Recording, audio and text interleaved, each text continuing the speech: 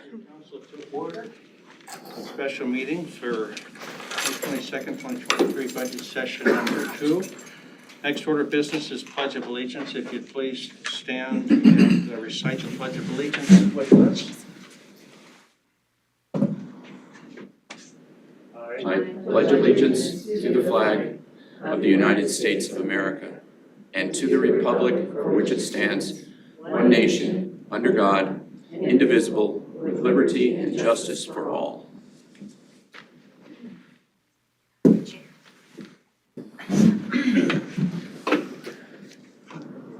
Glasses. Okay. Next order of business is citizen comments. This is an opportunity for citizens to address the council on agenda items or other items they wish to bring to the attention of the council. Citizens are encouraged to discuss operational issues in advance with the mayor. In consideration of others wishing to speak, please limit your remarks to 3 minutes. Also, the Lewiston City Council pledges to practice and promote civility within the governing body, advocating for civil engagement, respecting others and their viewpoints, and finding solutions for the betterment of the city of Lewiston. Are there any citizens here today that would like to offer any comments? Okay, we'll move on to the next agenda item, budget items. Please note that identifying an item as an action item does not require the city council to vote on that item. Our first item is item A, rate proposals. We'll have a presentation on emergency medical services.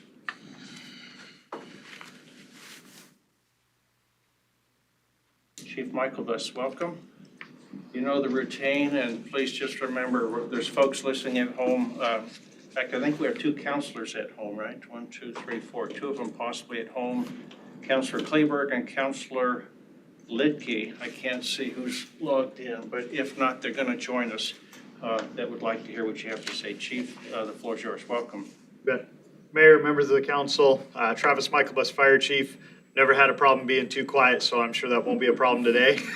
You're probably going, would you just retire and get out of here? I'm tired of listening to you. What I have in front of you is the EMS fees proposed rates for the next fiscal year. If you remember, the EMS Advisory Board, MSAB, does a rate study. They make a review of those, and they make a recommendation. This year, their recommendation is a 2% increase. Now, that could change. So the reason that may change is we just switched over in April to a new third-party ambulance billing company called EMS-MC. And they have already in the first month looked at how we're charging and looking at our rates. And they may make a recommendation in the next month to Chief Reitmeyer and our admin team related to a proposal. That would be actually adding what's called an ALS2, which is a step above what we're currently doing. The deal would bring us more in line of what's kind of the standard. So that would be the only proposed change we see. But right now, what we're anticipating is a 2% rate increase on EMS fees. That's a very small increment. Remember, as we keep our ambulance rates at a lower level, the main reason for that is we are about 82 to 85% payer mix of Medicare and Medicaid, which means we could set our level here, but we can only collect this much. So what it does is it takes our uncollectibles and has that very inflated. So with EMS-MC, that's part of the contract is they look at our rates and they'll make recommendations. So what will happen is we'll watch this over the month of June and probably early July, and then Chief Reitmeyer will work with legal with a resolution to bring forward for the actual fee increase, which would most likely come in front of you in August during the budget process. I'm happy to answer any questions. Like I said, right now we're looking at a nominal 2%. We did that last year, and then we hadn't made increases in numerous years, and this does put us in line with our other providers that have like services, and I'd stand for any questions. Thank you, Chief. Counselors? Councilor Spickelmeyer? Chief, so with these fees, how much does that offset your costs? Just curiosity. Well, our EMS fees, we generate about, let's see, we bring in, after we take our uncollectibles, we bring in about $2 million a year in EMS fees. that helps offset our $10 million budget, which is a pretty good amount when you look at it. And then you take our EMS contracts that we have with all of our providers, that adds in about an additional almost $1 million. So it does allow a pretty good significant factor of our operating budget. We obviously can't operate as an enterprise fund just because of our payer mix. Do remember the GEMT, the Ground Emergency Medical Transport legislation that was passed last year. The state plan amendment has been submitted to the Center of Medicare Services. I just got an update when I was at the Fire Chiefs Conference this weekend that they have provided a few clarification comments, but that will be additional income that the department will be able to capture that will allow for some enhancements to our EMS service delivery without any additional property tax dollars, and that's always kind of been our focus. So with our fees, it allows us to operate our fire department budget, but imagine if we had to grab that $2 million of what we're collecting in transport fees, that had to come out of the general fund to operate it. That would be a big impact to our citizens. So that's kind of where we're sitting on the round, is about $2 million on fees. Absolutely. Counselor Forsman? For some reason, I'm not finding the sheet. Yeah, I did not prepare a Oh, sheet for it, okay. just because we know right now it's an estimated 2%, but we haven't gone into the work of that because I do anticipate they're gonna want us to lump. The other factor that they're talking about is we have independent charges for, like, we go on a cardiac arrest call and we charge for the defib pads, we charge for the bone needle, and what they're looking at is it's more of a better fashion as you package that all together. And so everything's so fresh, I don't have enough information to put it in front of you. So you're just getting kind of, hey, this is what we're anticipating, but we don't have the document because we're a month into this and the company's working hard for us, but I just don't have enough. I didn't want to put a solid document in front and go, oh, by the way, in 2 months, then you're going to go, boy, that chief really was out there in left field. Changed So that's a lot. why we don't have a document in front of you. Okay, Yep. thank you. Did we pick up our friends at home?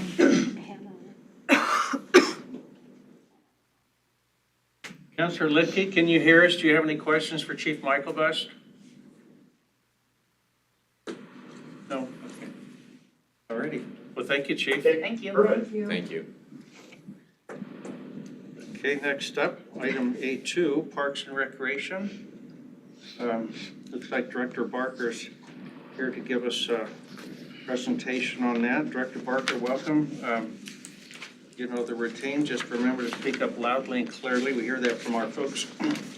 Once in a while, they'll email me from home after the fact saying I couldn't hear you. So, except when I ask people to speak up louder, they said, we hear that, and we don't hear it. That's what they said. Not the people, Yeah. but you. So anyway, sometimes we just have to project our voice a little bit. Welcome.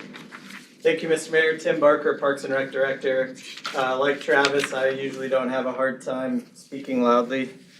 I don't speak as much as he does, but I'll recap what we've done as far as fee increases the last couple of years, and then talk to you about some of the proposals we have moving forward for this year. In FY22, we really focused on the park aspects of our services, so incorporating pickleball fees for rentals, for tournaments, and for individualized. We didn't have that as an option at that point. Disc golf course, RV camping within our park system. Many of you weren't around for that, and so what that really means is when we have tournaments that come to town, as many of you know that are in the RV world, a lot of our RV spots are booked up from April all the way through October, and so when tournaments come in, they can't often find locations to be able to park their RVs. And so up at Airport Park predominantly, we have set aside during tournament timeframes dry camping options up there. Prior to, they had to contact us and get written approval. We didn't have a fee in place, so we couldn't charge them for that, and it was a little bit here and there. It's not big money, but when you have 15 RVs up there at $20 a night, we do end up making a little bit of money off of that. So that was kind of our initial stab at looking at some RV fees for those that come in for tournaments, and that's gone over very well with those that are attending. Ball field fees related to tournaments, those changed, and so did our ball field fee structure. A lot of what we're seeing these days is individuals coming in and wanting to rent fields for tournaments as opposed to ourselves running the tournament. We've found that we're much better off financially if we bring somebody in, whether we contract them or they come in on their own and rent the fields out, than to incorporate in our overhead for tournaments. So most of our tournaments that are run in town, probably about 75%, aren't run by our department. They're individuals that come in and do that. And we also provide a number of different services to them.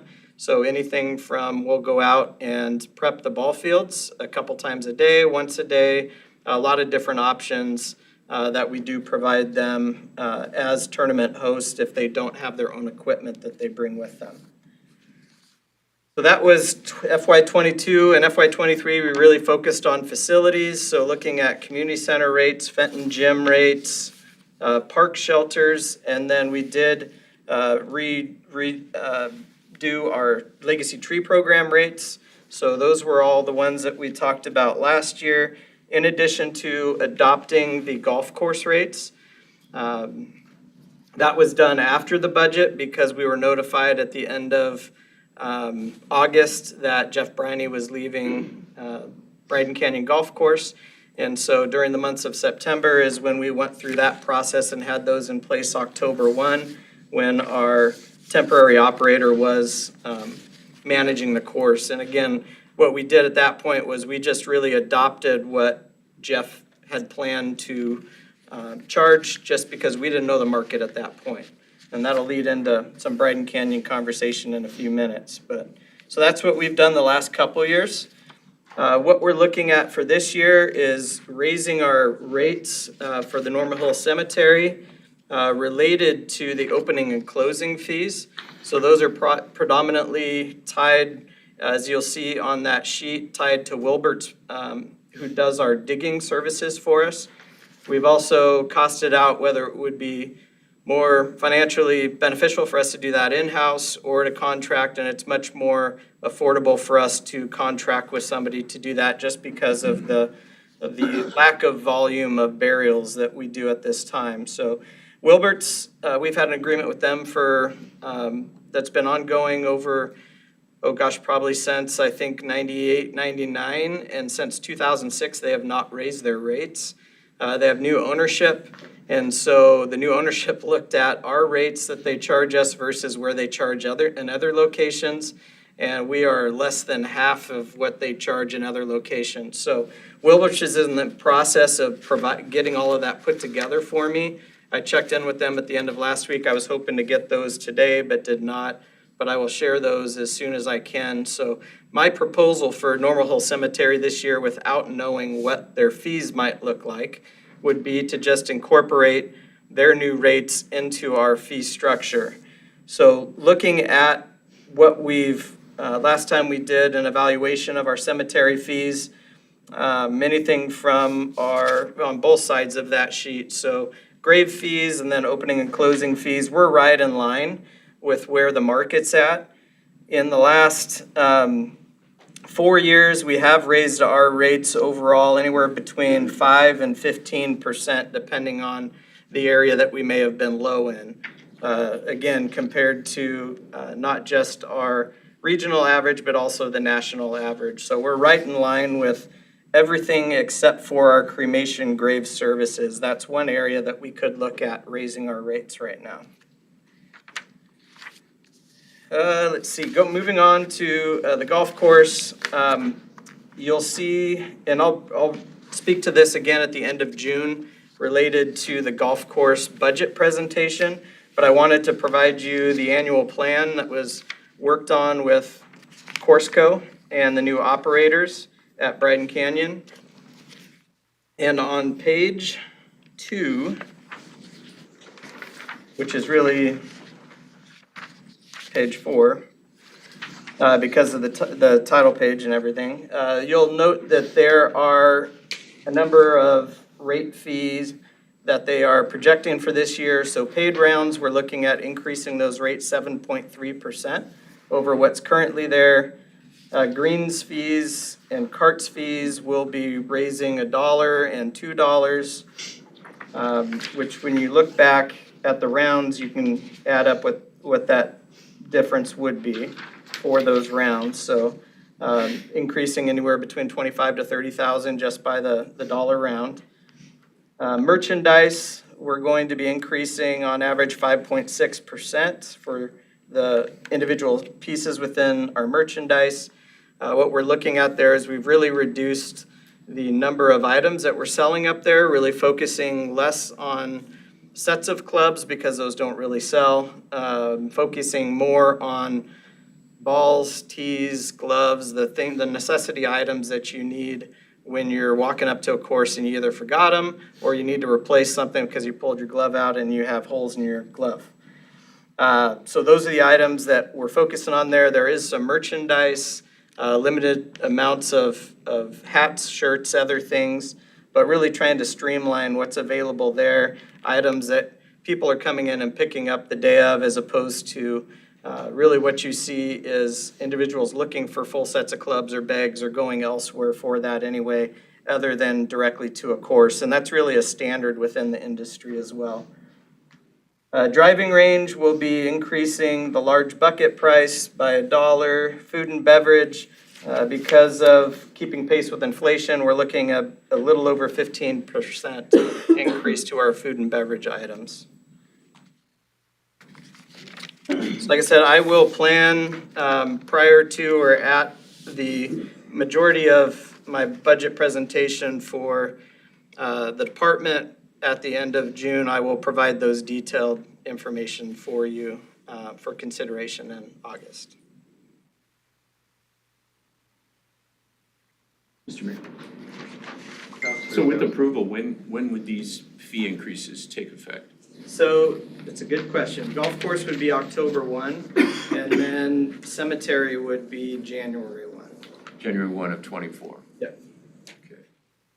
January 1 for the cemetery falls in line with all of the service providers that we work with. Councilor Speckelmeyer. So Director, do you guys compare it to the other golf courses in the area? Absolutely. Is that, are we about right? Are we under it or? So we've been under it in a number of areas, and that's what the increases are due to, is trying to get even with that market. And obviously it's tough because we have 2 semi-private and 2 public courses, and the semi-private they have different rate structures that are for their memberships that we don't necessarily offer or look at offer. We have different options, but let's say for a family in their 30s to play at Lewiston Country Club, it's pretty close to what our cost is to buy a membership for Bryden. We've looked at our trail fees as well, related to some of the others, and so the trail fee is basically if you have a golf cart that you want an annual pass for. Otherwise, there's a per-use fee that gets charged to them. That helps rebuild the trail systems.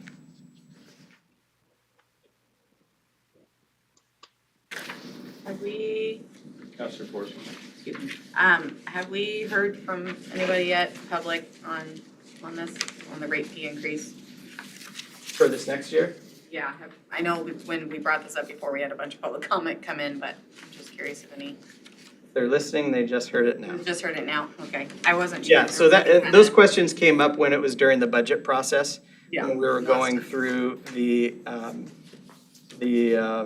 public hearing process is when those will come up. But what we'll plan to do, once we fine tune everything, like we did last year, we posted them at the golf course. Okay. Right beforehand. We had a limited turnaround time for the October 1. We only had a couple weeks because we were just bringing somebody on and setting our fees at the same time.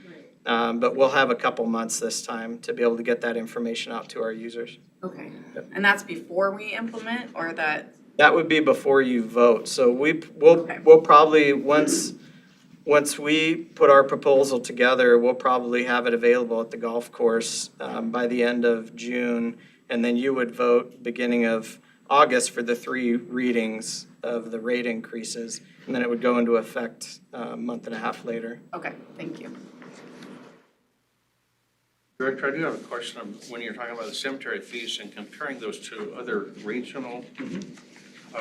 My question is, why would we compare ourselves to others? Because it would seem to me that the demand for a grave site in Lewiston, Idaho is pretty inelastic. In other words, this is what it costs to have your loved one buried here. And so when you tell me that we're looking at other regionals to see how competitive we are, that doesn't tell me anything about what it costs to operate the cemetery or to perform that service. Sure. So our rates aren't set to break even. We would love to, the plan in the future would be is to offset your operating budget with your perpetual care funds, which a portion of the sale of plots goes to perpetual care. Whether you purchased it 20 years ago at that rate or you purchased it tomorrow at that rate, that goes towards helping offset our operating.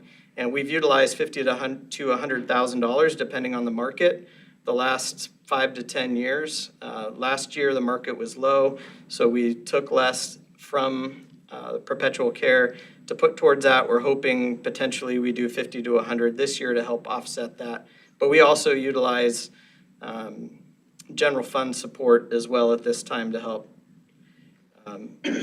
pay for those. Right now, if we were to increase our rates because of the lack of volume that we have available, I don't see that really paying off. I would look more seriously when we talk in the future about developing the south side of the property, what that might look like, whether we want to sell off the lower portion that's next to Southway Avenue, and then develop the upper portion and use the proceeds to either put those into the perpetual care fund or to put that towards building out the rest of the cemetery. But we have a very limited resource right now, so my recommendation at this point would not to be to look at increasing our rates until we have enough supply to be able to offset that.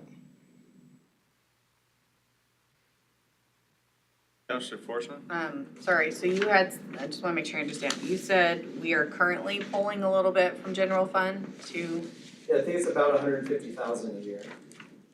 if we possibly could do a rate change, we might be able to take less from that pocket. You're talking 5 to 10,000 maybe, depending on what the rates are. Okay. Yeah. Thank you.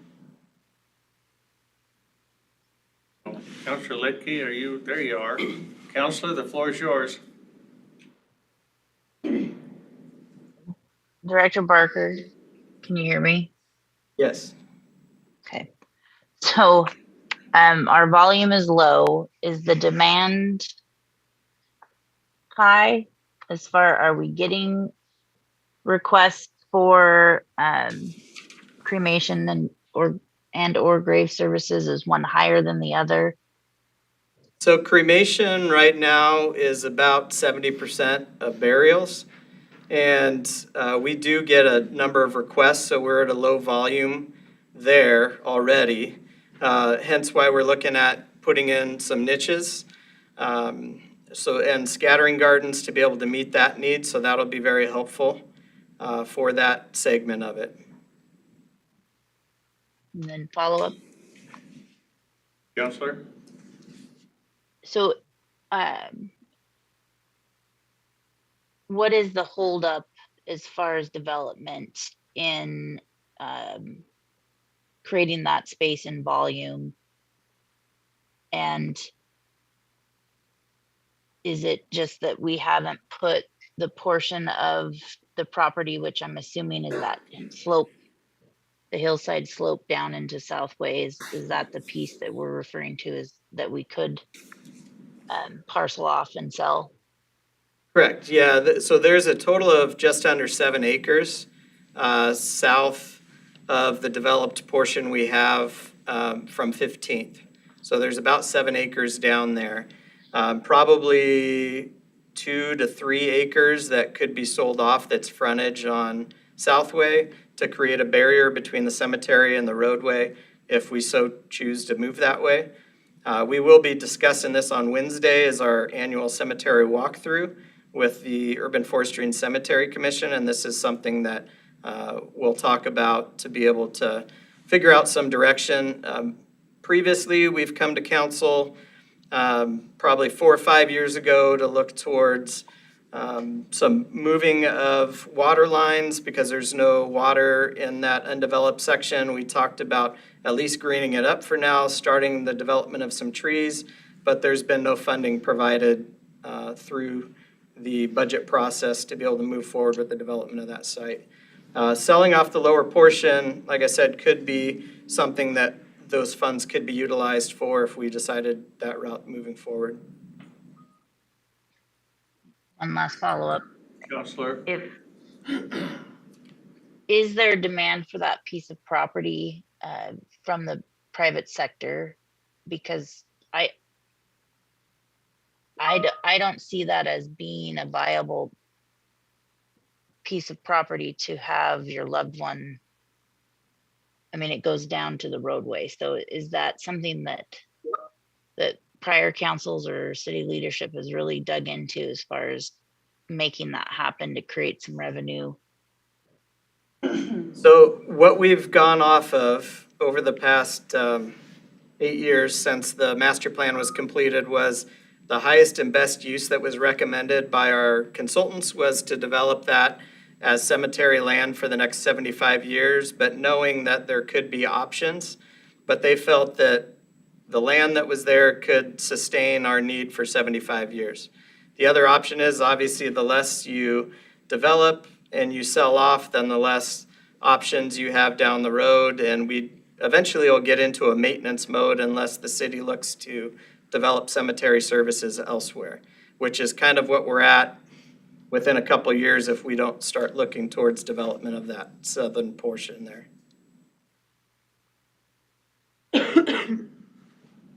Thank you. I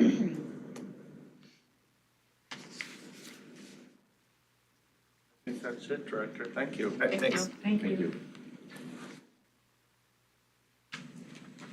Next up, we have community development. Director Shannon Grow with us. Director, welcome. You know the routine, and I think you've heard it a couple times again already today, so please. I actually don't know the routine because this is my first one, so bear with me here. Shannon Grow, Community Development Director. Today we're going to talk about community development fees. And Erin, if you'll go to the third slide, that would be great. Thank you. So just an overview of community development fees. We are a fee-heavy department because we do building permits, we do electrical permits, plumbing permits, mechanical, we do business licensing, and we do planning and zoning. So a lot of the activities we do are based on fees.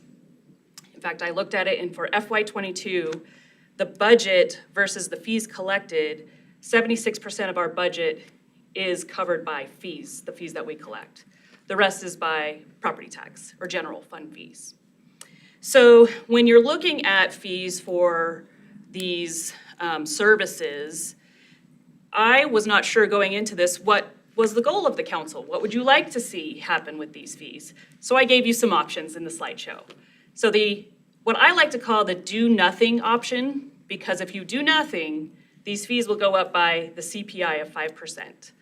And so that is, the reason for that is that it's done by ordinance, and it has been since, I believe, 2008. They changed it it was changed later to be a more average CPI, but these fees have traditionally always gone up by CPI.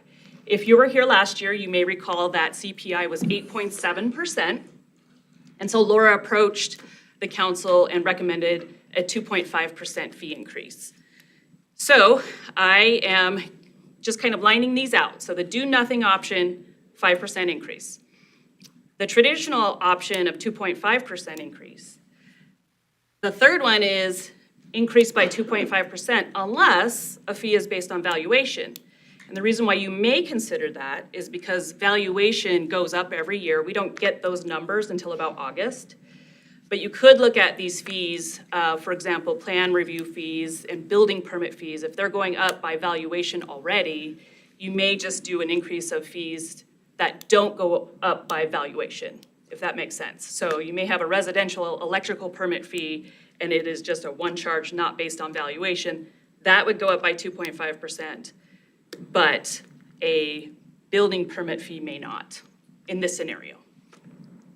And then, of course, you could always do a 0% increase on all fees, or you could take none of these and do a different percentage if you would like to. So Erin, will you go back to the second slide? Okay, so this table was presented, you may see this as familiar because it was presented to you last year, and I just changed the values.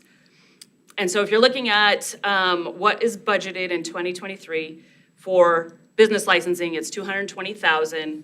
If you were to do the do nothing option, roll it up by 5%, you're gonna come up with $231,000. If you roll it up by 2.5%, it'll be $225,500. And I carried them through for all of these. So those are your options. I can tell you in FY22, because we have those numbers now, community development fees collected was 1.251. So even if you were to raise the fees by 5%, we're already collecting that much, not because we raise fees, but just because you make assumptions or you make predictions, and we predicted low. So we're at already 1.2 million. Year to date. For 22, for all of FY '22.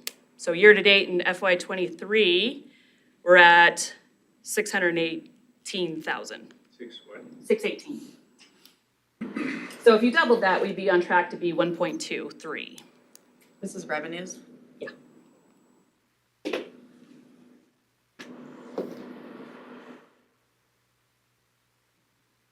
Picklemeier has a question here. Counselor, sorry, I was just scheduling a meeting. You know, I got people on both Do sides. you happen to have, just because these numbers are vague to me, like what would that mean to somebody building a home? So that's a hard question because it's based on valuation, right? So if you had a $100,000 home, the way it goes for a commercial, let me see if I can figure it out from this fee schedule. So let's say you were building a $250,000 home. The way it works is by ranges. And so $100,001 to $500,000 currently is $1,228.78 for the first $100,000, and then an additional $6.92 for each additional 1,000 or fraction thereof. So it kind of increases by how much the valuation is. So the 5% would be about $50. 5% increase. Can you say those numbers again? I'm sorry. I was trying to keep up, but I was not that fast. You want me to use the same scenario? Sure, that's fine. Okay. So anything built between $100,001 and $500,000 today is $1,228.78 for the first 100,000. Then for each additional 1,000 or fraction thereof is $6.92. Okay, thank you. So it's a sliding scale based on the valuation. Counselor Schroeder? Thank you. What would it take to get these fees to stand alone without the support of property taxes? You would have to increase, we'd have to get, well, that's a hard question to answer, and I'll say why. If you're wanting to just balance community development as itself, then FY '22's budget was 1.6 million. The fees collected was 1.2 million. So it would be a difference of about 400,000. So you would need revenue generated of 400,000. Is that what you're asking me? I just want to make sure I'm answering your question.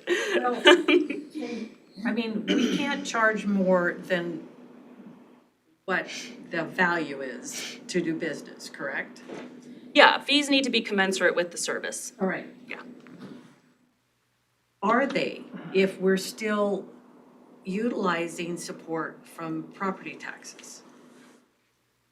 I mean, would the say person that yes, and the reason why is, for example, my position is part of that 1.6 million. But I'm not doing a building permit or a inspection. I am supporting it, high level. But that 1.6 million isn't the exact amount. We don't do 1.6 million worth of building permits, business licensing. Does that make sense? So we have additional folks in community development and additional services like the grant writer is in community development that wouldn't necessarily translate to fees. So I don't think you could do just a simple math to say, get it to 1.6 million. That's how much we're pulling now, I'm sorry, Mayor, FY '22 was 1.25, for general fund, for property tax. no, for fees. For just fees. Okay, I'm sorry. I was- FY '22 was 397,000. Okay. So, community development is a general fund, so maybe this will help. Community development is general fund, and that means that us, with everybody else, is general fund except for the enterprise funds. Okay. Transit's on its own. When we're talking about this 1.6 million, transit is not a part of that equation, so they kind of have their separate accounting there. And so, community development is part of a bigger picture, if you will. And so when you're looking at these fees, what you're looking at is, you could say, we would like to have fees a little bit higher. We would like to go the 5% to get it closer to balancing the budget for community development. That's not the way that I've been looking at it, so I didn't do the math for that. I'm sorry. That's fine. When you were talking about valuation, when somebody wants to build a more expensive home, Then their building permit will go up. exactly, but is the valuation, could the valuation rate be increased Sure. on that to help take away from the property taxes? Yes. That's what you so choose to do. Thank you. Counselor Forsman? Is there things within, within your list of duties as your team that could not be done? Like that we maybe don't need to provide? Is there ordinances or laws that we have to provide every one of these, like charge a service for these?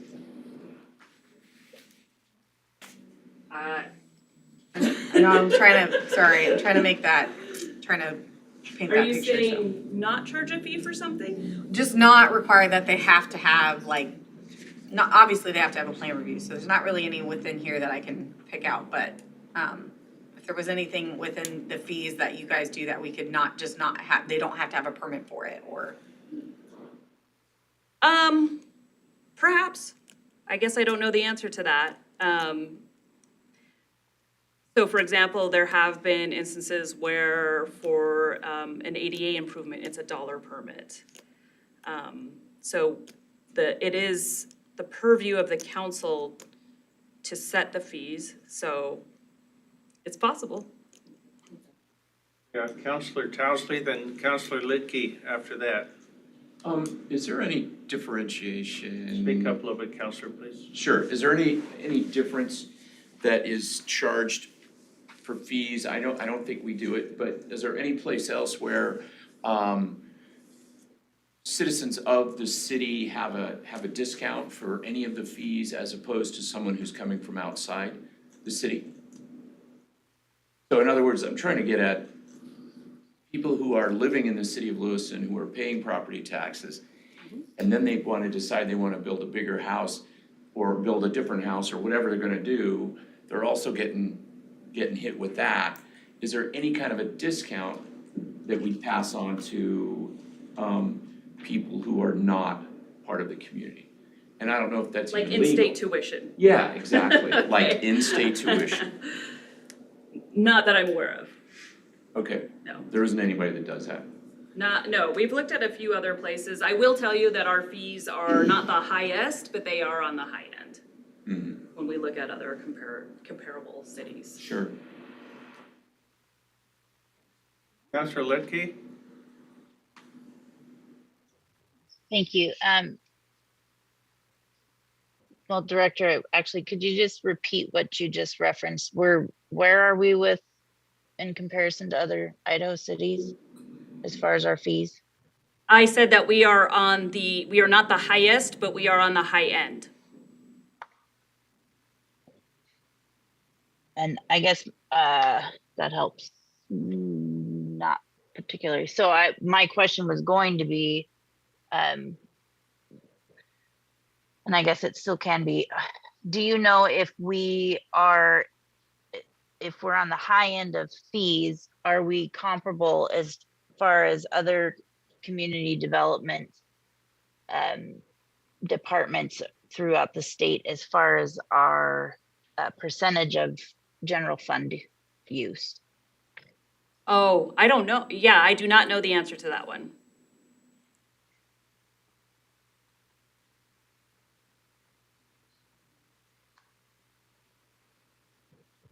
That might be interesting to know, to see if maybe we are missing an opportunity. I don't know. So what would be, oh, sorry, Counselor Lakey, what would be difficult about that is, are you comparing apples to apples? So like I just mentioned earlier, we have the grant writer in our community development department where NAMPA's might not. We have CDBG being administered by somebody in our staff. Somebody else might have a full-blown CDBG administrator. So that would be a complicated number to find you. And that's where it gets a little dicey because of not all community development departments are the same. Right. Follow up. Counselor? If, trying to figure out how to word this. So when we talk about, say, we bring in more fees based on new development, we get some businesses in to get on the tax roll, but also those development costs of plan review and building permits. Do you feel like community development can take on a fair amount of growth before you would be coming back and needing to increase staffing, those kind of things? Do you feel like there's room for that workload without needing to come back to council and say, we need additional staff, which obviously adds to your expenses? My understanding is that we could handle some growth, and then there would come a point where we would probably need support in an electrical inspector. Possibly planning and zoning, depending on what that generates. And then I'm not also speaking for Public Works because they would handle the subdivisions and the plats. So I'm not sure on that end. Just a clarifying question. So when we talk about things like that, when planning and zoning commission gets brought forth new development and especially like housing developments, that really does add stress onto the workload of both Public Works and community development, correct? Yes. Thank you. That's all I have.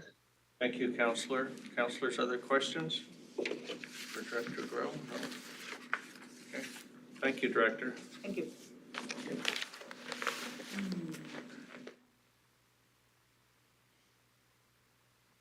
Okay, next up, we have Public Works. We have City Engineer Luke Antonich here with us today. Welcome. Thank you. It's a day of firsts. It's my first time in front of the council as well, so hello. City Engineer Luke Antonich. We are here to discuss engineering permit review fees basically. And Aaron, you could skip to the next slide. And the next one, this is basically what I just said. So I think you've got the handout as well. Sorry, I flipped too many sheets. In fiscal year 22, this is just a kind of a review of the other fees for engineering. So this is when we review subdivisions, plats, right-of-way permits, and those types of fees.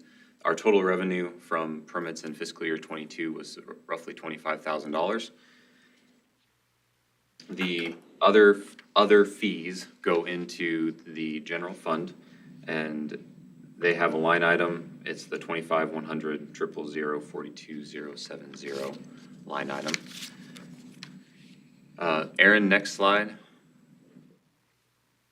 In fiscal year 23, you can see our total revenue through May, I think it was May 10th that we pulled the numbers through. Total revenue has been $13,000. And so you can see this is fairly small amounts of money that we talk about collecting for our other fees. So to date, we are at 51% in fiscal year 23 of what we were in fiscal year 22.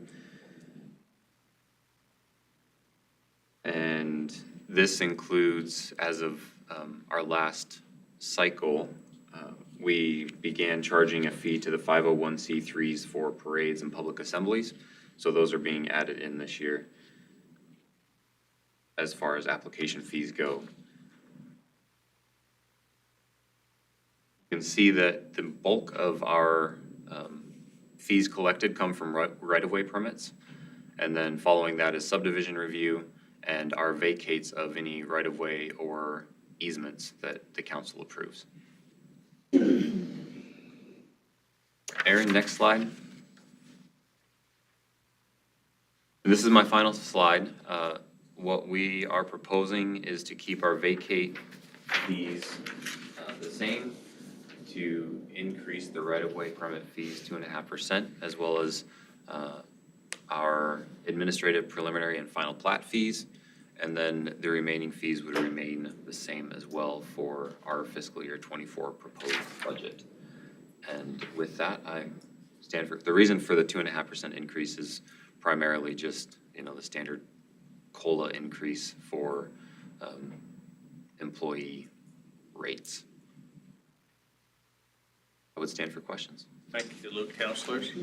Councilor Forsman? Can you say again what the 25-100-00-42070 was again? That is the right-of-way use permits line item, and that's just the item underneath the general fund where the fees are collected and. Yeah, I just didn't know what the first was. Okay, thank you. Councilor Spickelmeyer? So, out of curiosity, these, in the scope of things is pretty low numbers, the revenue. So what drove the thought of the 2.5% increase? Well, we could keep them the same, but eventually we'd have to reevaluate, and we'd have to, whenever we did that, at some point, we'd end up spiking it. And the general thought was just keep it steady so people don't see a huge jump all at once. So do these fees offset anything, or, the impact? So they would offset a small portion of our cost for community development type items as far as subdivision inspections and right-of-way permit fees, all of the various functions that our engineering development group provides.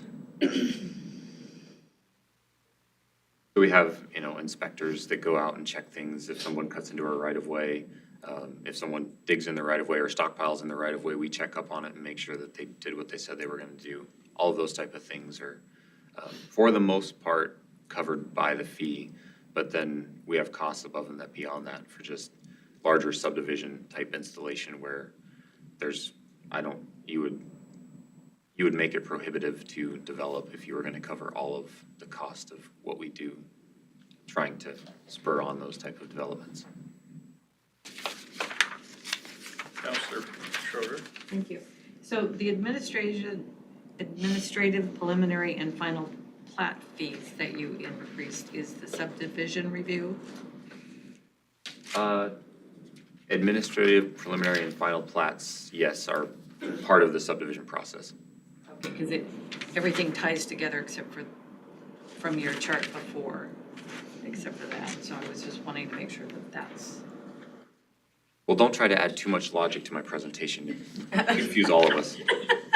That's what I'm doing too, I'm more like It's okay. getting there. Yeah. Thank you.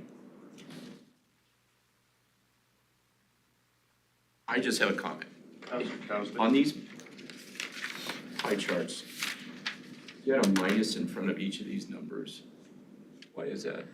We consider it negative at the city when we take in money. Okay.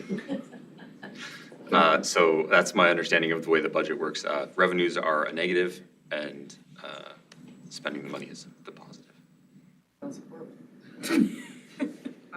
Makes sense. I didn't know that. I didn't either. I'm learning every day. Thank you. Good job.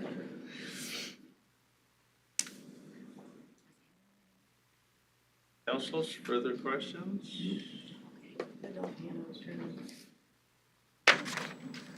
Okay. Thank you. Thank you, thank you. Thank you.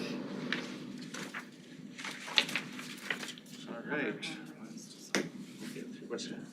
Oh, I said she didn't have her hand raised, so.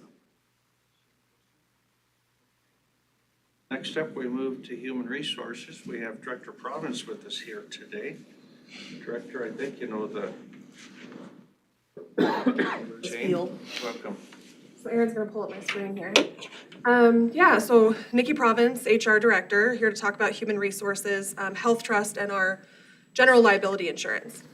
So, good news, HR, like always, is not really asking for anything. We're not making a change. We're comfortable with our budget, and we're able to operate within what we've been provided. Just for educational purposes, I thought I would just include some of the things that HR does cover for the city so that you were aware of what might be in our budget. So that includes this list of items like drug and alcohol testing, background checks. We have our employee appreciation program, Pride. We've got recruitment, advertising materials, training for HR staff, employment relation legal services. Sometimes we have to go outside of our city's legal department for employee relation issues. Arbitration, litigation fees for our unions. We do an annual flu shot clinic. I'm not gonna read them all, but classification compensation reviews. So we do hire a company sometimes to do a classification review to make sure that we are paying an average wage and what that job title would be. We participate with Northwest Data Exchange Salary Study for Idaho cities and counties.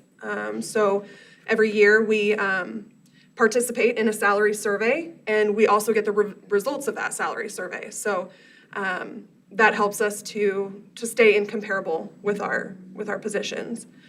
And then, of course, we have our professional associations. We do ADA accommodations. HR is the ADA coordinator for the city. And then we do some educational reimbursements when our employees want to further their education. So these are just a couple of items that come from our budget, but just for educational purposes, I thought you might be interested to know. So for our, I'll just move to insurance, our general liability. Normally our risk manager would be here to tell you this, but risk management is under HR, so I'll do my best. I gave a little bit of history of what the cost of our general liability is. You can see it's gone up over the years. We are estimating an increase of 20% for fiscal year 2024, so that would be an ask. Insurance is going up. We currently use Travelers as our insurance company, and we pay Morton to be our city's insurance broker. And so we are anticipating to at least get one or maybe two offers for insurance to review, but that will come later in the year. So we won't quite know what the cost will be at this point, but we are anticipating a 20%. Any questions about this so far? I can move on. Erin, next slide. I also get the happy news to share the COLA with you. So every year, HR will talk about the COLA, cost of living increase. This is very similar to last year. All of our collective bargaining agreements do have contractual COLA within them. A minimum of 1%, maximum of 2.5%. It's based on the CPI. Last year, you can see we gave a 2.5% COLA, but if you were to average January, February, and March, the COLA was significantly higher. But we kept the 2.5% because that was our contractual agreement. This year in 2023, again, not as high as last year, but if you take that January, February, March, and you average, you're gonna get about that 5%, possibly a little bit higher. So really within the budget, what you'd be looking at is a cost of living adjustment for employees for 2.5%. And we'll keep presenting this to you, but generally we use the same language for all employee personnel, so not just collective bargaining agreement, but non-represented employees for equal COLAs. And we've worked really hard to get that language into each collective bargaining agreement so that we are treating all employee staff the same when it comes to an adjustment.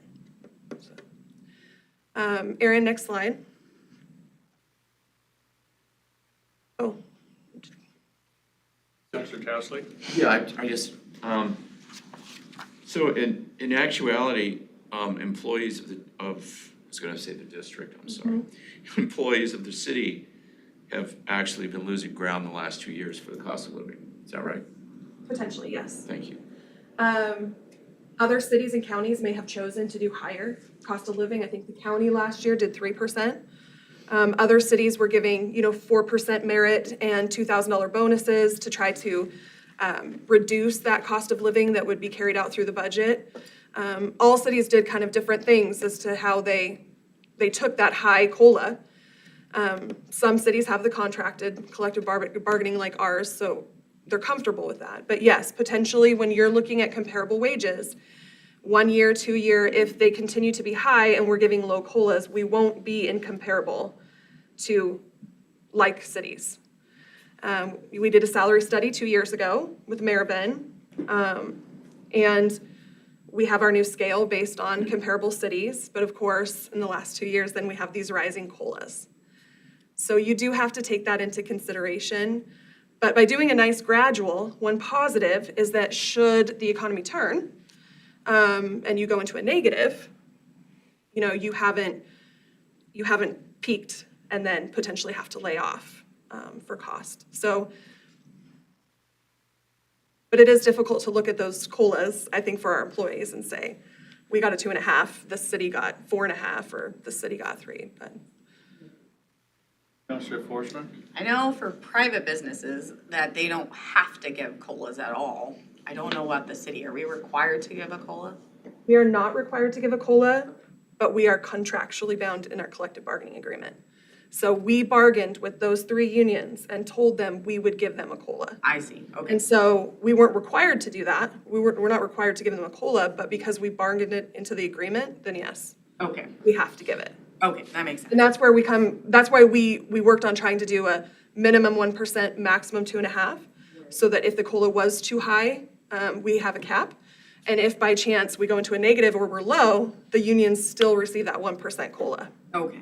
So they have some protection in it too. Right. Private industry generally pays a little bit more. Just out of curiosity, when was the last time there was a 1%? I'm looking at your numbers. 8 years ago? Oh, wait. I think 2.5 2020. last year, maybe 2.1 before that. Yeah, Maybe 3 or 4 years ago. yeah. And it used to be that our employees all received different COLAs. There was 1 year where non-represented received 0.5%, police received 2.5%, and other employee groups may have received 1%, and so that's why we worked to try to get the language to be the same, so that not one employee group is ever, receiving more than the other when the cost of living is the same. Yeah, thank you. All right, so I always like to present about the benefit plan trust. This will look similar to you from last year. Of course, Bicklemeyer, I don't think you were here, so this might be information for you. The Benefit Plan Trust is a separate entity from the city. There are 3 trustees who are fiduciarily responsible for that trust. Right now, that's Travis, Fire Chief, Deb Lewis, and Finance, and myself. When Travis retires, we've asked Shannon Grow to be a trustee, so that will be a change hopefully taking place soon. We have been self-insured for 20 plus years, 23 years. And in 2017, we became governed under the Department of Insurance. We found out that we needed to be self-insured through the Department of Insurance. And so we took the appropriate steps and we followed the Department of Insurance, fiscal responsibilities, reporting, actuarials, quarterly reports, end-of-year renewals. So it's very much watched over by the Department of Insurance. There is a trust agreement which came to you guys here not too long ago between the city and the trust that lays out the rules and the trustees' responsibilities. And how the trust works is that we have this separate fund, a separate entity, separate bank accounts, and when an employee goes to the doctor, they incur a service or a charge, Regents pays that claim, and then every month Regents bills us for all those claims that are incurred. And that's what allows us to be self-insured. And the nice thing is that we've been able to manage our plan. We don't go to Regents and buy a plan off the shelf or increase our rates based on what they tell us we have to increase it. We make the decision on what our plan will look like, the cost to the employee, the cost to the city. We can really control that. And hopefully that then saves us some money. And then our money can be in investments. But the thing about the trust, and this is a DUI rule, is that it cannot be used for anything other than employee benefits. So it is nothing that the city could utilize for other services. It is a trust that can only be utilized for all employee benefits. So, Erin, next slide. So a little bit about the financials. I think this is probably the most interesting part for you, is between our cash and investments, we have 7.1 million as of the end of March. And then our total expenses, I give you a little bit of history so you can see, but 2022 expenses are 5.25. And so 2023 potentially maybe a little bit higher than that, but we're not quite through that year. The money that is in the trust is utilized for insurance claims, Department of Insurance fees, third-party administration, stop-loss coverage. We have a $60,000 stop-loss, which means that when our employees incur $60,000 of claims, that's really what the city's or the trust is liable for, and then our stop-loss will pay us back for anything over $60,000. So there is an added expense to have that stop-loss because it's a very low stop-loss number. Let's see, we pay for some additional flexible spending, dependent care benefits. We are required to pay for PCORI fees, and that will continue into 2029. Our insurance policies on the trustees, obviously investment and banking fees, and then benefits administration. Next slide. And then as far as our renewal, so any increased cost to the city, we have not voted on that yet, but our trust is doing very well. That 7.1 million, we haven't had a significant number of high claimants this year to bring that trust down. So we are anticipating to not have an increase. We didn't have an increase last year, which was great, because then that's not an increased cost to the city. And this year we're anticipating not to. However, we're still in the renewal process, and we'll have to take into consideration our benefits administration's guidance on whether our trust and whether the actuarials feel like we need to put more funding into the trust. I think that's all I got for you. Questions? Mr. Castley? Yeah, I just need a little more education. I'm Yeah, sorry. mhm. For the total expenses, 2019 and 2022, help me understand why it bounces so much. Why it goes up or? Bounces. So the total expense cost for 21 was 4.8, 4.9 million. And then for 22 it was 5.3. Why is that? Increased claims. So for example, If you have an individual with a significant health issue and they're seeking services, they're going to continue to seek medical services. Medical costs could be increasing, so the type of medical that they're seeking could be expensive, like surgeries or treatments. But then if you also have additional people, so if you have other employees, so for example, one year we had 13 high claimants. Well, that's going to be a significant cost to your trust because those are 13 people seeking very expensive medications, very expensive procedures. And then the next year, your stop loss coverage then goes up because the stop loss had to provide more return.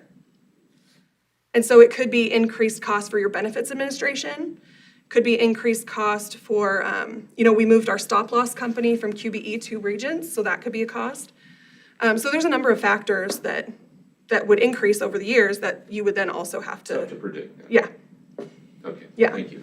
And so you can have years where you're spending significantly more, and that's why we want that trust to be strong. And we want good investments, because in the event that we do have a time where we have high claimants, we have the ability to pay for those claims and still continue with this trust. Yeah. Director, what is our PCORI fees amount to annually? It's not very much. I think it's like $2, $2 and some odd cents per member per month. And it's just a one-time payment in June. So it doesn't generally equate to much. And you might have said this, Mayor, Councilor Forsman? and you might have said this, that how much is an employee paying as an individual and city employees? You might have said that and I just missed it. So Yeah, the city pays 100% of the premium for the Okay. employee, and we pay 80% for the family. Right, I saw, okay. So the city pays, a larger premium than I think for a full family, so if you have an employee spouse and 2 children, I think it's $299 a month Okay, is a premium, so it's fairly low, and that's good for us, because we want to be a desirable employer Right. that people want to come work for. thank you. Yeah. Yeah, that is a sum. Councilor Lidkey, do you have anything before we move on? Thumbs up, Doesn't look like, huh? just thumbs up. Thank you. Thank you. Director. Council, next up, we have library. We have Director Lynn Johnson with this. Good afternoon, welcome. Council. Lynn Johnson, Lewiston City Library Director. I have worked on our budget this year with the library board. And I thought we would start with just a refresher of our 3 main accounts. Erin, can you move to the next slide? So 3 main accounts. We have the trust account in which we receive donations. We also accept donations from the foundation where we're looking at doing improvements. So for instance, this last year, we purchased, well, actually, they just arrived a couple weeks ago, some new shelving, thanks to a nice $20,000 donation from the foundation, plus then using some of our own funding. And we, at times, receive little donations, $5, $10, $50 from people, and then sometimes we receive larger donations. A couple years ago, we received a donation when someone passed. So that's where that money accumulates. And after that, then we look at some improvements for the building, whether it's there, and they all are generally capital improvements. So it might be shelving. In the last 4 years that I've been here, we added windows on the 2nd floor, and we've also added the security system, the camera system that's in the building through the trust. The other account we have is our capital fund, and that is then once money comes in, donations are accepted into the trust, then they get moved to the capital fund. In the past, we have also set aside money from our tax levy into that account that was also used to pay for the loan to sanitation, or that payment was made every year, which is now fully paid off. So we are not making payments from that capital account to the sanitation account anymore. But we do, if we were, for instance, when we were building out the rooftop, that money was funding through the trust and then into the capital account and then paying our expenses. And then, of course, lastly is our operating fund. So the operating fund is funded through our tax levy, And then also donations, reimbursements from E-rate, a variety of different reimbursements we get. And then we pay out, of course, our water, sewer, garbage bill. We pay for our collection purchases, our books on the shelves, those kinds of things, and our staffing, the bookmobile or the library on the go now that you see. So that's just where our typical funding comes in and goes out. Nothing outrageous there. The trust and the capital funds are more where we do those building type building type support accounts. Erin, can we move forward, please? So this current year, like I said, we received about $20,000 from the foundation to pay for $29,000 worth of mobile shelving that we've spread throughout the building to expand the collection, to hold the collection. And recently, with the help of the city grant writer, we applied for almost $150,000 worth of grant funds to potentially, if awarded, put solar panels on top of the library that would help ease the cost of our Avista bill or electrical bill. And then in the meantime, the Idaho Community, or the Idaho Library, the state library, has received federal funding that they are now making available in the form of grants. And I will be, with the board's support and the foundation support, applying for that grant as well, just under $150,000 to finish off the partitions that are needed for the building. So those all go together to help with our strategic plan goal of creating a safe and welcoming space that is a multi-use space for the community. And then for fiscal year 2024, if those grants are awarded, we're getting later in the year, if they are awarded, we will put them into the 2024 budget, but then we would have to amend it because the numbers you'll see later in the year will not include those numbers, assuming we will get them, but we don't want to. We always ask for amendment if we get large grant funds. This next year, we're also proposing that we have a potential expense of capital funding for either the repair or painting of the awning. Facilities and I have talked about that for a couple years now, as we recognize that is something that needs taken care of. And then additional shelving for the adult nonfiction collection. Those are where we would want to put some capital funding this next year, which then, again, those support our strategic plan goals of creating a safe and welcoming space and providing a comprehensive collection for our patrons. The shelving, of course, just lets us expand what we have and not have to remove items because that are still in worthwhile shape and they're accurate materials. So that's why we're looking at the nonfiction area. If I move forward one more slide, what you're going to see on this next chart are some numbers that are still from 2023, as we did not have them for this next year yet. So both tax revenue and fund balance cash forward were still from what was budgeted last year.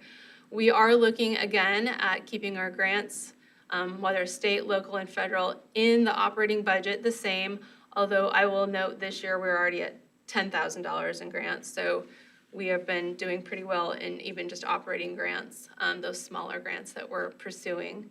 And then contributions, reimbursements, and sales, predicting about a $500 increase there. And then interest, if you're watching a lot of accounts, you'll notice that interest rates have been high. So our interest that we are also bringing in revenue has also been high. And after conversations with the finance director, we settled on a $20,000 number. This year, we were surprised. Our revenue was about $15,000 so far in just interest on our library accounts. So that's been nice to see that. In expenses for the operating budget for this next year, we don't know about a COLA yet. So what you're seeing there under personnel is from last year. That number will get nailed down once we know cost of living raises or what we're doing with staffing. The library collection budget number I have kept the same, so not asking for an increase there. And that budget actually not only pays for what's in the library itself, but also covers what goes out on the outreach vehicle or the bookmobile. I did include numbers from 23 for the outreach vehicle for fuel repair and depreciation, as we will get updated numbers from fleet as those numbers come in. And then operating supplies, postage, printing, our grants, and PR and hosting, we've increased that just by $50.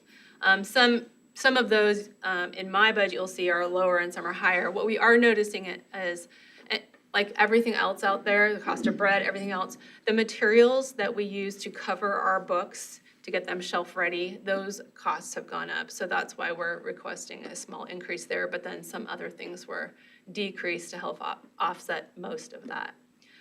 Dues, subscriptions, travel and training, I'm asking for a slight increase there as well. We've lowered some, but we're also seeing as the state and the mileage reimbursement amount and the cost of travel increases, we've balanced that with a slight increase of $750 to help make up for that.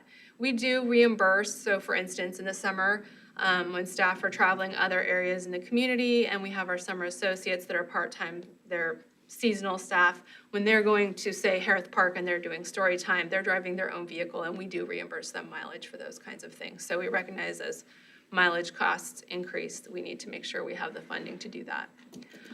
Contracted services and maintenance, a slight increase of $200. Those are the accounts that pay for our membership in Velnet, the consortium, other basic things, our copy machines, those kinds of things are all lumped into those two accounts. City IT and IT capital, those numbers are from '23. They will be provided to us as you approve their budget. They will break that out to all the departments, so that's just our placeholder from last year. Utilities. This is where there is a slight increase as well because we have all heard Avista is increasing their rates. The 15% increase actually equates to about $3,000 for the library's basic annual utility bill. So I've increased that by $3,000. And then software, technical equipment, and furnishings. This is where the largest increase I'm requesting is. This $45,000 increase is actually a one-time increase. Next year, in 2024, what you need to know about the library is it actually has two internet systems. We have the city internet that myself and much of my staff use when we put in our time and we do all those kinds of things. But then we also have a public internet system, and it's a completely separate system from the city system. And in order to operate that system, we take part in what's called the E-rate program. All public schools and libraries qualify for that system and that reimbursement if they follow all the federal government guidelines and apply and put in all the federal government paperwork. So what we have done this year, knowing that our system, the public system, will actually sunset, or basically the equipment and licensing will timeline out, it will be defunct in about April. We've gone out to bid to ask for replacement costs for hardware and licensing and installation and got a bid of about $45,000, hair under. What happens though with E-rate is you incur those costs. Well, there's two ways to do it. We chose the path that we incur the cost, and then the next year we apply for reimbursement, and based on our free and reduced hot lunch numbers in our community, which in the city of Lewiston is 50%, then we get 50% reimbursement the following year for that cost that we incur. So the actual cost would be $45,000, but in the next fiscal year, we would plan to assume that we are going to get half of that back in reimbursement. Currently, I file all the paperwork information, and we currently get 50% we have a company that maintains that system and makes sure everything's up and running. And then we actually get 100% reimbursement for the pipeline coming into the building between the federal and state government. So our internet cost for that public system is free, but the maintenance of it and monitoring does cost us about $8,000 a year. So that is my one-time ask. My proposal, though, in the meantime, would be that to help balance those other smaller increases is that we would look at our part-time personnel budget. We have two line items that cover personnel in the library. One covers anyone who works for the library that is 20 hours and above. And then we have a separate part-time account that covers anybody who's 20 hours and below. And for the last 4 years since I've been there, we've underutilized that. So I think with that basically, if you don't count the internet system, we're about $4,000 to the good. Of course, we know we'll have personnel and cost of living raises to consider down the road, and some other things like fleet and IT. But the trade-off would be to dip in to that account, lower it by $4,000 or $5,000 to help balance those two numbers out, and then look at where the personnel and those other numbers are gonna come in. So, questions, do you have questions about federal funding, E-rate funding, proposals? The bid, we did go out to bid for that quote, and they know that we will accept it if we're funded. Counselor Lidke? Thanks, Mayor. Director, how many personnel is included in that expense line? So that top line, the personnel, includes everybody who's full-time, myself on down through part-time. That is probably 19 to 20 people. We have 3 part-time pages working 16, we have one 19, one 16, and one that works about 12 hours a week. And then for the summer, we actually also include, we hired 2 summer associates that work with summer reading primarily and go out to the parks and do the free lunch site, book giveaways, and activity giveaways. So approximately 20, we're about 23 people usually. Follow up. Your tax revenue, is that levy been pretty steady over The last the 2 course of- years, yes, Counselor, the last 2 years, the number has actually stayed exactly the same. It dropped before that. So what we've done basically for the last, well, since I've been here, is we've used our cash forward balance, we've used our cash balance to help offset because we had a reserve of our cash balance. So, we talk about the 90-day, the library had more than 90 days. And so we've used some of that to help offset the library budget to keep it fairly flat, that levy rate. The actual budget has increased slightly, but the levy rate, and then offsetting it with the cash balance. Okay, and then you, just to clarify, you said you used some of that reserve. Did I miss if there was an amount still in the library reserve? I do not have this year's amount from finance yet.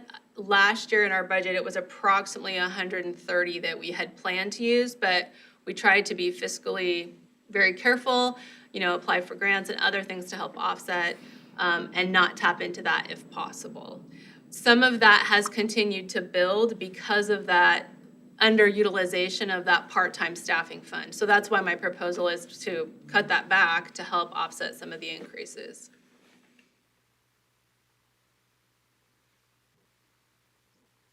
Thank you.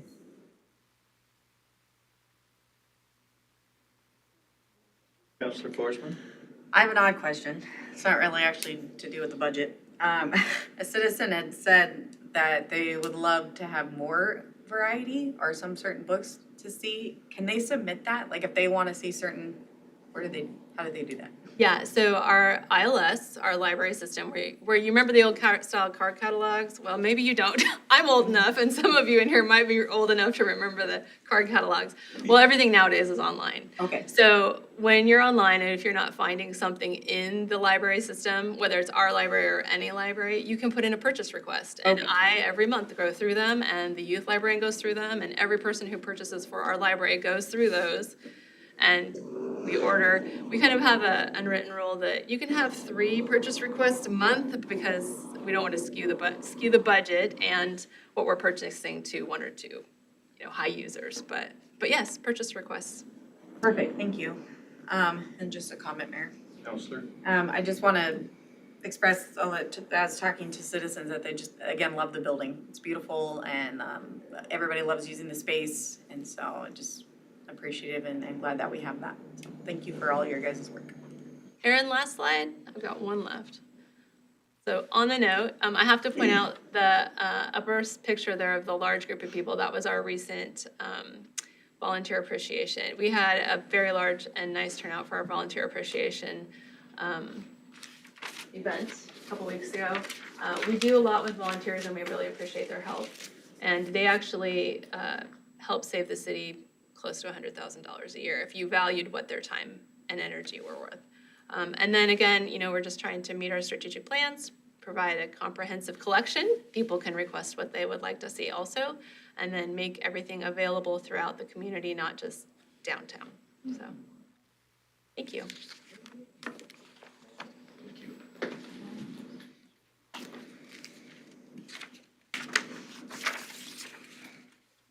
Lynn, do you have one of your board members with you here I today? do. This is our Would you current- mind I introducing? should say. So that we can learn the names and the faces. I mean, I know who you are, but, I'm Diana Ames, and I'm the current, well, I don't know, because I've been elected the other night. Like, I'd have to look back at the minutes. We just had elections, so she. We had a board election the other night, and I was out of town, couldn't be there, but I'm the I believe current, you are the current chair still. current chair of the Library Board of Trustees. And I have to say, it's a pleasure working with Lynn and with the staff. And I think we've got a really strong board that that has a really good grip on what the community's needs are and keeps up with that really well. So, and again, the volunteers at every level of the library, it's remarkable, so. And then, of course, we have our volunteer over here. Councilor Towsley. thank you for serving and for being here with us today. Thank you. Next up, we'll move to Roman number 5, unfinished and new business. Item A is city councilor comments. Comments shall not be related to an item currently before the council or an item that may become before the council in the foreseeable future and shall be limited to comments, not discussion. Councilors, do you have comments to share with us this afternoon?